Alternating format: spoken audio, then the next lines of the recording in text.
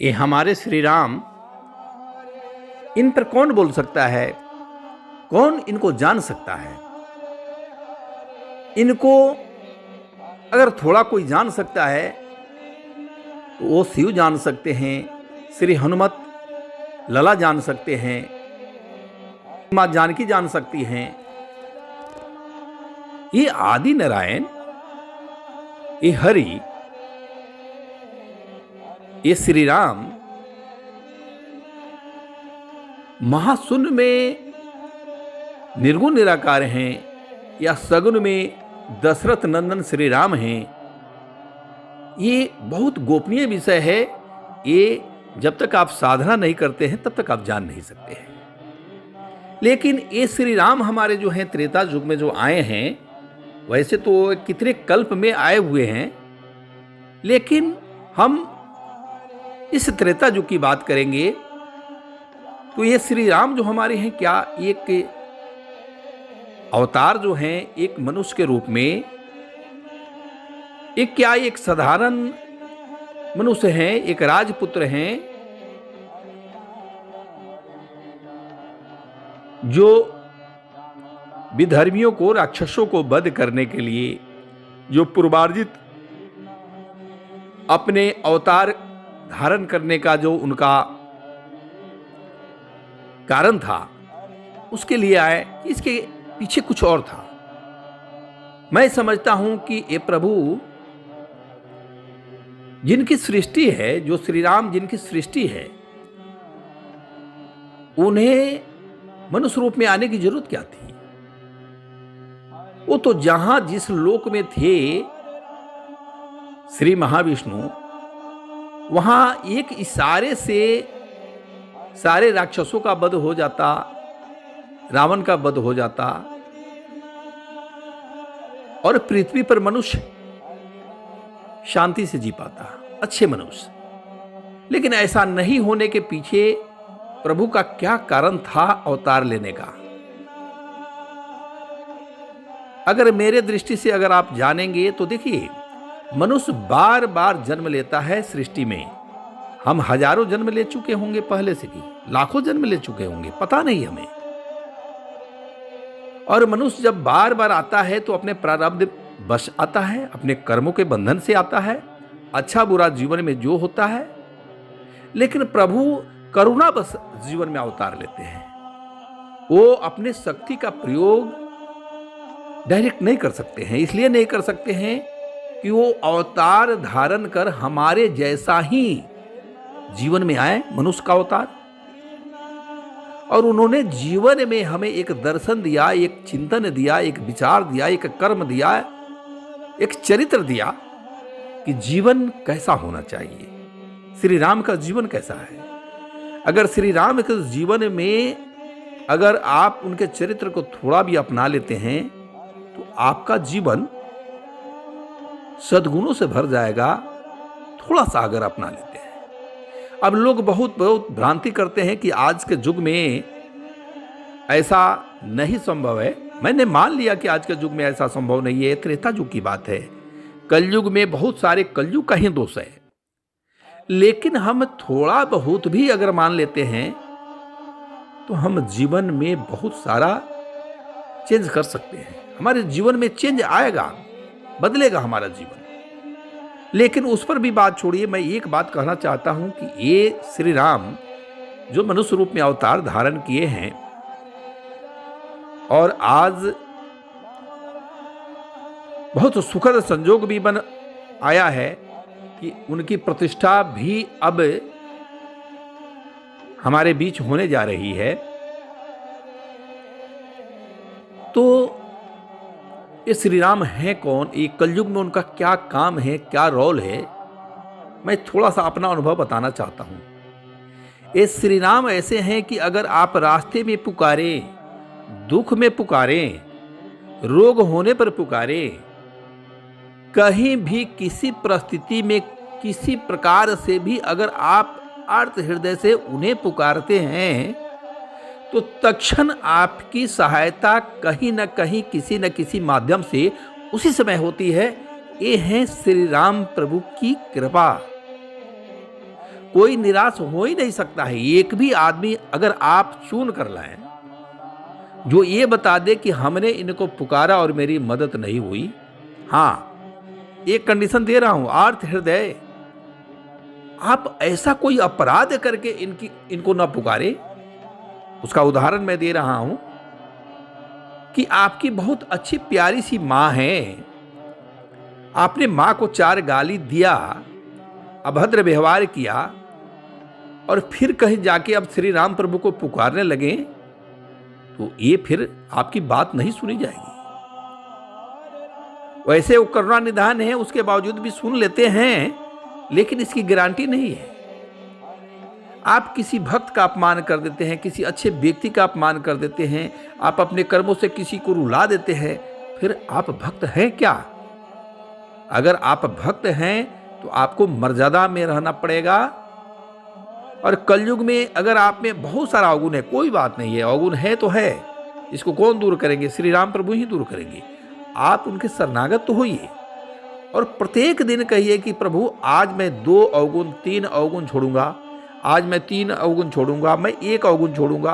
प्रत्येक दिन प्रभु से प्रार्थना कीजिए, धीरे धीरे आपके सारे अवगुण छूट जाएंगे। और मेरी बात समझिए, जब आप श्री राम प्रभु को पुकारते हैं तो हनुमान जी तत्क्षण दौड़ पड़ते हैं। हनुमान जी के हृदय में तो सीताराम खुद से विराजमान है। हनुमान जी की पूजा करते हैं तो समझिए कि हनुमान जी के साथ साथ भगवान की भी पूजा करते हैं, सीताराम की। और जब आप इनकी पूजा करते हैं, शास्त्र क्या कहता है कि शास्त्र की बात छोड़िए, मेरी अनुभव की बात है कि एक हनुमान जी की पूजा करते हैं तो हनुमान जी के साथ सीताराम की पूजा हो जाती है। और जब सीताराम की पूजा हो जाती है तो भगवान शंकर और भगवती का भी पूजा हो जाता है। पूछिए कैसे? जैसे हनुमान जी अपने हृदय में श्री राम को बैठा के रखे हैं सीता जी के साथ और लखन जी के साथ, वैसे ही भगवान शिव अपने हृदय में श्री राम प्रभु को बैठा के रखे हुए हैं। तो अब भला बताइए कि आपने किसको छोड़ा? और भगवान शिव को भगवती अपने हृदय में बैठा के रखी हुई है। अब आप एक की पूजा हनुमंत स्वामी का करते हैं तो सारे लोगों का पूजा कर लेते हैं। तो आप बताइए कि श्री राम कहाँ नहीं हैं? आप जो बोल रहे हैं उसमें भी श्री राम, आप किसी को गाली देते हैं, आप हमेशा नास्तिक। नास्तिक का मतलब क्या होता है? आप किसी चीज को नहीं मानना चाहते हैं। बहुत सारे वाद विवाद धर्म पर भी होते हैं। धर्म को समझता कौन है? अगर धर्म को कोई समझता तो इतने जो धर्म पंथ जो बने हैं उसमें इतनी विकृतियां नहीं होती, उसमें प्रेम रहता, मधुरता होती, समर्पण होता, त्याग होता। बात तो लोग करते हैं, लेकिन आप जाकर देखिए, आपको समझ में आएगा कि पंथ कैसा होना चाहिए। तो श्री राम प्रभु किसी पंथ में नहीं बने हैं। श्री राम प्रभु तो विश्व के पिता हैं, विश्व के देवता हैं, विश्व के ईश्वर हैं, पूरे ब्रह्मांड के नायक हैं। सारे धर्म, सारे पंथ उन्हीं में समाहित है, उन्हीं के हैं हम सब। तो आप नहीं जानते हैं, बहुत सारी घटनाएं हैं श्री राम प्रभु से संबंधित जो मैं आपको बताऊंगा। लेकिन मेरा अभी भी मानना है, पूर्ण विश्वास के साथ आपको मैं विश्वास दिलाना चाहता हूं कि आप थोड़ा सा प्रभु के हिसाब से चलना सीखिए। और आप देखिए, आपके पूरे परिवार की जिम्मेवारी, आपके बच्चों की, आपके माता पिता की, आपकी, आपके पति पत्नी, सब चीज अच्छे होने लगेंगे प्रभु के कृपा से। अर्थ धर्म काम मोक्ष चारों प्रभु दे देते हैं। तो श्री राम के रहते हुए अगर हम सनातन धर्म अगर इतना कमजोर महसूस करते हैं तो हम भक्त कैसा, हम सनातनी कैसा? सनातन धर्म में विकृति वहीं आती है जब हम दूसरे पर गलत इल्जाम लगाते हैं, दूसरे को नीचा दिखाते हैं, अपने अहंकार के लिए, अपने जातीय व्यवस्था के लिए दूसरे में घृणा फैलाते हैं। तो हमारी भक्ति वहीं पर लोप हो जाती है।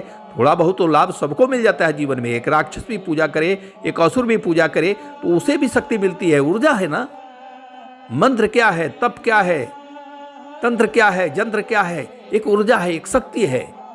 जो आप कीजिएगा तो कुछ प्राप्त होगा। ये महाशून्य है, शून्य है। एक गैप पॉइंट जो है ना ब्रह्मांड में जो देख रहे हैं गैप पॉइंट, ये क्या है? ऊर्जाओं का उत्प्रोत भरा हुआ है ऊर्जा, चेतना तैर रही है।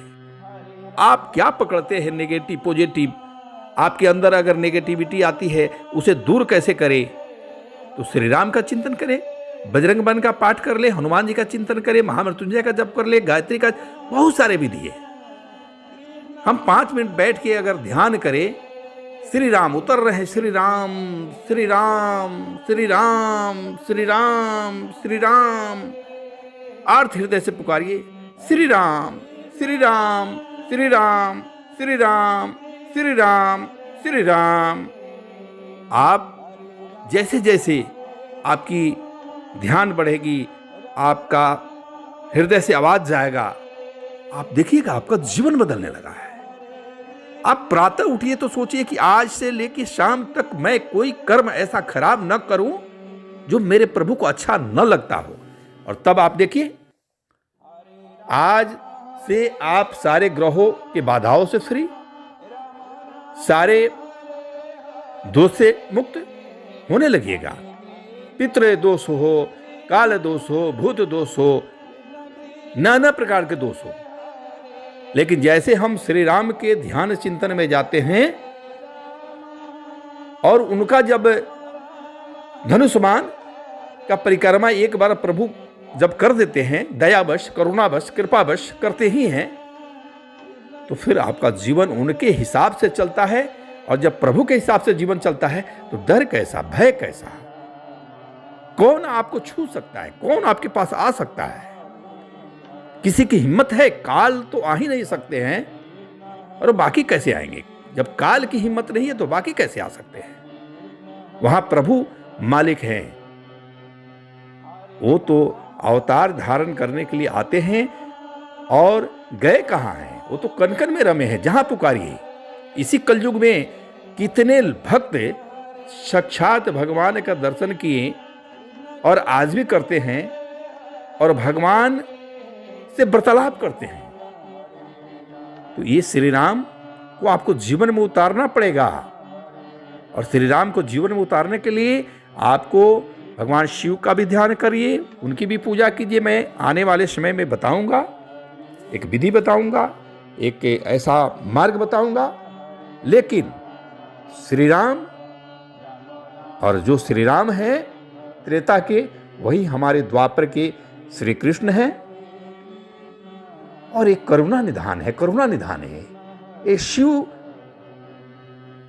जैसा ये शिव ही है, ये जगदम्बा जैसा शिव ही है। ये श्री राम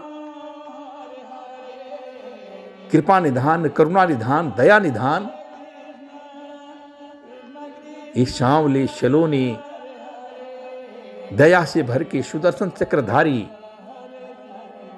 ये हमारे जीवन को तार देते हैं। इसलिए आप श्री राम को जानिए, समझिए और अपने जीवन में उतारिए।